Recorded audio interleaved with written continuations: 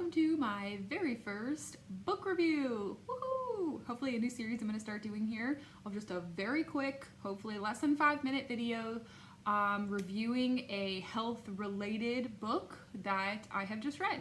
So my very first one that I'm going to do, just going to be a brief overview, just kind of give you a feel for what the book talks about. I'll kind of go over, depending on like if there was stuff that I like agreed or disagreed with in each book, kind of go over it. So my very first book that I read, I actually did it on audiobook, so I don't actually have the physical copy to like hold here, but I did the Ultimate Guide to Methylene Blue. Woo! By Mark Sloan. So I'm going to just kind of tell you what was in some of the chapters, main takeaway points, blah, blah, blah, stuff like that. Okay, let's get started. This overall was a really interesting book. I seriously loved it. I thought he did a really good job of being down to earth, giving the technical information, but it not being too overwhelming, like over my head. And I felt like I could really understand it. And he did a pretty good job of like backing up with different studies what he was saying. I think in the actual book there may have been more information on like references on the studies that he actually talked about. I would have liked that a little bit more in the audiobook of like specifically which studies so I could look them up more like myself, but I'm pretty sure that's something that's probably like in the sources area of the physical copybook. But yeah, so one of the first things that he talks about in chapter 1, the very first thing is he basically just goes into this like deep dive into nitric oxide or NO and why it is actually really bad for the body. It's something that your body creates. It's also a poisonous gas. But he goes into a lot of that because so much of what makes methylene blue effective is that it's a nitric oxide inhibitor, which means, you know, like it stops it. So that's why there's such a varied list of things that methylene blue helps, because there's a lot of things that are affected by having you know, various high levels of or overproduction of, or, you know, whatever it is involving nitric oxide. So he goes into a deep dive that was probably the most confusing part of the book, was like, why are we talking about this? What is this? I was like a little confused, but the nitric oxide aspect of it was just really interesting. One of the things that he goes into very strongly and heavily is how against the erectile dysfunction medication Viagra, why he's super against that, because it operates on the false premise that nitric oxide helps your body, because it's like a blood vessel related thing, oxygen to the blood, and it's helping like you know, weakened or small you know, blood capillaries to enlarge to be able to get more oxygen to it.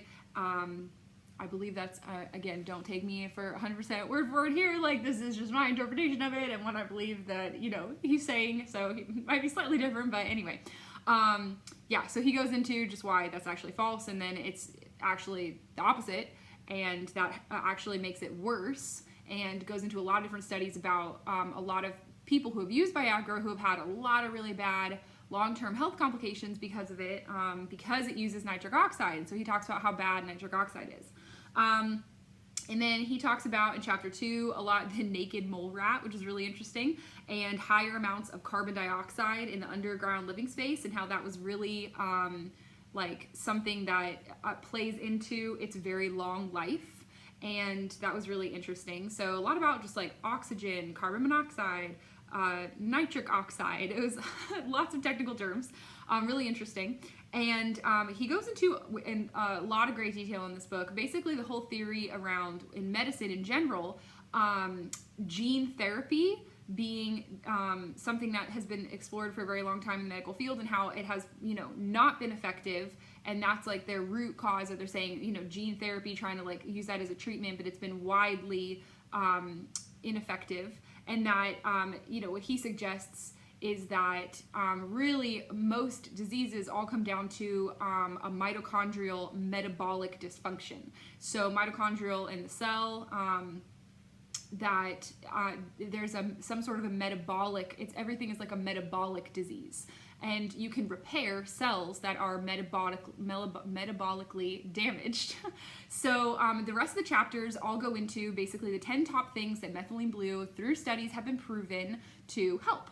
So just really quick, It's an antidote for chemical poisoning and overdoses. It actually is kind of standard in a lot of like emergency room, like hospital situations, people who overdose on pharmaceutical drugs or some sort of a poison. This is something that can be used to help that. Methylene blue is a dye, by the way. Very interesting. He does go into more specifics on what it is as well with that. Anyway, okay, number 2. Malaria. It's like a really, really potent cure for malaria. One note on this that I thought was super interesting, the like one fact in this book that I was like, what? And it like kind of blew my mind a little bit. Do you remember through COVID here, back and forth on the medication, the hydroxychloroquine, right? So methylene blue it has been used for a very long time in medicine, and he goes into the whole history of that too. And one of the things that people didn't like about it, there was a war that it was starting with troops, that it was being used, I forget what war it was, and one of the things they didn't like about it, a side effect, is that you pee blue, and they didn't like that. So scientists tried to take out the blue aspect of it, but still maintain its properties that were helpful for malaria in particular. And so they actually came up with what is now called hydroxychloroquine. And one of the biggest things that on this top 10 list that methylene blue is also known, like good for, is like literally curing COVID. There's been a lot of studies on it actually, and it kind of just made more sense. I didn't understand that, but it totally made sense when he said that, of what was why hydroxychloroquine was so it's a malarial drug, so it was like, why is this something that's being used? But its parent compound is methylene blue. So it was just so interesting. And like methylene blue has been studied for a lot of different viruses, and specifically the SARS virus, and it's been incredibly effective. So I just thought that was super interesting and gave a little bit more credence to the whole like hydroxychloroquine being part of it, of why that was effective. So anyway, okay. Number 3 is that it helps kill the virus COVID and many other viruses. There are a lot that he talks about. COVID was just one of them. Number 4, dementia. It's been shown to help with people who have dementia.